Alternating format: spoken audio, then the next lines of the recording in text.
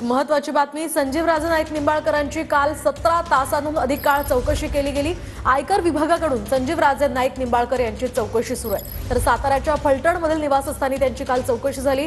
तर पुण्याच्या घरात सलग दुसऱ्या दिवशी म्हणजे आज सुद्धा आयकर विभागाच्या अधिकाऱ्यांकडून तपासणी केली जाते। ही दोन दृश्य आपण पाहतोय। पहिल्या दृश्यामध्ये साताऱ्याच्या फलटणमधल्या त्यांच्या घराची 17 तास चौकशी करण्यात आली आणि आता आज सुद्धा कालपासून पुण्याच्या घरात सुद्धा सलग दुसऱ्या दिवशी अधिकाऱ्यांकडून तपासणी केली जाते।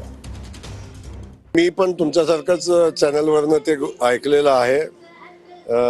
जर विचार करून किंवा माहिती घेऊन आयकर खातं तिथं गेला असेल असं माझं मत आहे। मे बी आता जर काही नसेल त्यांच्याकडे तर नाही सापडणार, काय असेल तर सापडेल।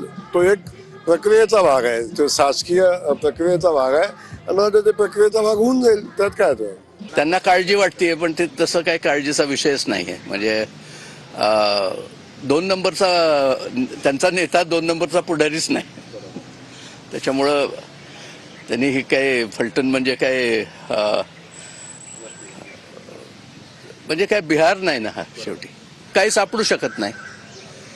म्हणजे it's a wrong number doesn't really म्हणजे डझंट मेक सेन्स, काही सापडण्यासारखं नाही।